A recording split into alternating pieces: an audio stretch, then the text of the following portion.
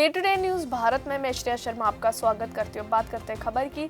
Macron ने जो है हाल ही में एक महत्वपूर्ण बयान देते हुए कहा कि भारत और फ्रांस कृत्रिम बुद्धिमत्ता यानी एआई के क्षेत्र में अमेरिका या चीन के किसी एक मॉडल पर पूरी तरह निर्भर नहीं रहना चाहते।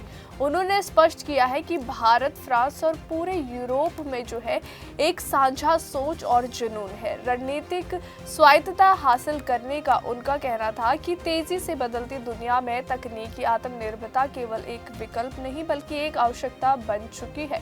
जब एआई वैश्विक अर्थव्यवस्था, सुरक्षा, शिक्षा, स्वास्थ्य और उद्योगों को प्रभावित कर रही है, तब ये जरूरी हो जाता है कि देश अपनी तकनीकी दिशा जो है स्वयं तय करे, ना कि किसी एक महाशक्ति के मॉडल का अनुसरण करे। मैक्रो ने कहा कि दुनिया में एआई की दौड़ तेज हो गई है और कुछ बड़े खिलाड़ी इस क्षेत्र में बाजार पर हावी है। आज जो है एआई के क्षेत्र में अमेरिका और चीन अग्रणी माने जाते हैं, जहां विशाल टेक कंपनियां और साथ ही उन्नत शोध संस्थान और भारी निवेश इस तकनीक को आगे बढ़ा रहे हैं। लेकिन मैक्रो का मानना है कि भारत और फ्रांस जैसे देशों के पास भी मजबूत बौद्धिक क्षमता और युवा प्रतिभा, नवाचार की परंपरा है, जिनके बल पर वे इस दौड़ में अपनी स्वतंत्र पहचान बना सकते हैं। उन्होंने इस बात पर जोर दिया है कि किसी एक देश या कंपनी पर आंख मूंदकर भरोसा करना भविष्य के लिए जोखिम भरा हो सकता है,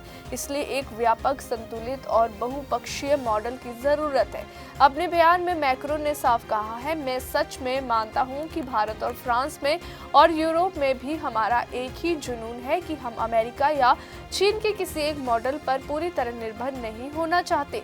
हमें एक जो है व्यापक और संतुलित मॉडल चाहिए। ये बयान केवल कूटनीतिक टिप्पणी नहीं था, बल्कि एक रणनीतिक दृष्टिकोण का संकेत था। इसका मतलब है कि फ्रांस और भारत ऐसी एआई व्यवस्था चाहते हैं जो लोकतांत्रिक मूल्यों, डेटा सुरक्षा, पारदर्शिता और संप्रभुता को प्राथमिकता दी। मैक्रो ने एआई में आत्मनिर्भर बनने को लेकर जो है एक स्पष्ट रोड मैप भी सामने रखा है। उन्होंने कहा कि सबसे पहले देशों को अपनी कंप्यूटिंग क्षमता जो है वो मजबूत करनी होगी और साथ ही इसका अर्थ है अधिक डेटा सेंटर जो है, उन्नत सुपर कंप्यूटर और उच्च स्तरीय क्लाउड इंफ्रास्ट्रक्चर का निर्माण। यदि डेटा और कंप्यूटिंग संसाधन किसी अन्य देश के नियंत्रण में होंगे तो तकनीकी स्वतंत्रता सीमित हो जाएगी। इसलिए घरेलू स्तर पर जो है इंफ्रास्ट्रक्चर विकसित करना रणनीतिक रूप से बेहद महत्वपूर्ण है। दूसरा महत्वपूर्ण पहलू है प्रतिभा का विकास। मैक्रो ने इस बात पर जोर दिया कि देशों को अपने यहाँ इंजीनियर्स, डेटा वैज्ञानिकों, शोधकर्ताओं और एआई विशेषज्ञों को प्रशिक्षित करना होगा। केवल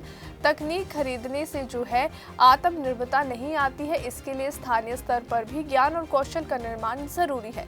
भारत जैसे देश जहाँ बड़ी युवा आबादी और मजबूत आईटी क्षेत्र मौजूद है, इस दिशा में महत्वपूर्ण भूमिका निभा सकते हैं। वहीं फ्रांस और यूरोप के पास विश्व स्तरीय विश्वविद्यालय और शोध संस्थान है जो एआई में उन्नत अनुसंधान को बढ़ावा दे सकते हैं। तीसरा स्तंभ है पूंजी यानी निवेश। एआई के विकास के लिए जो है बड़े पैमाने पर वित्तीय संसाधनों की आवश्यकता होती है। स्टार्टअप को समर्थन, अनुसंधान परियोजनाओं के लिए फंडिंग और निजी क्षेत्र की भागीदारी इस परिस्थिति की जो तंत्र है उसको मजबूत बनाती है। मैक्रो ने संदेश दिया है कि यदि भारत, फ्रांस और यूरोप मिलकर निवेश रणनीति तैयार करे तो वे एक जो है वैकल्पिक और मजबूत एआई इकोसिस्टम खड़ा कर सकते हैं। हालांकि मैक्रो ने यह भी स्वीकार किया है कि एआई की रेस में अमेरिका और चीन से भारत और फ्रांस अभी पीछे है। उन्होंने साफ शब्दों में कहा है कि हम पीछे हैं लेकिन रेस में है।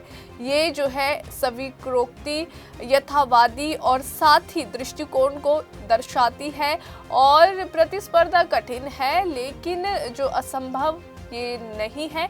सही नीतियों, सहयोग और दीर्घकालिक रणनीति के जरिए ये अंतर कम किया जा सकता है। इस पूरे जो संदर्भ में आपको बता दें कि कहीं ना कहीं भारत और फ्रांस का सहयोग विशेष महत्व रखता है। दोनों देश पहले से ही रक्षा, आंतरिक, परमाणु ऊर्जा और प्रौद्योगिकी के क्षेत्रों में साझेदारी कर रहे हैं। अब एआई को इस सहयोग का नया स्तंभ बनाया जा सकता है। संयुक्त शोध कार्यक्रम, छात्र विनिमय, स्टार्टअप सहयोग और साझा डेटा फ्रेमवर्क इस दिशा में अहम कदम हो सकते हैं। साथ ही यूरोप की भागीदारी इस पहल को और व्यापक बना सकती है, जिससे एक संतुलित और लोकतांत्रिक एआई मॉडल विकसित हो सके। अंततः मैक्रो का संदेश स्पष्ट है कि भविष्य की दुनिया में जो है कहीं ना कहीं तकनीकी संप्रभुता ही असली शक्ति होगी। एआई केवल एक तकनीक नहीं है, बल्कि आर्थिक, सामाजिक और राजनीतिक प्रभाव का साधन बन चुकी है।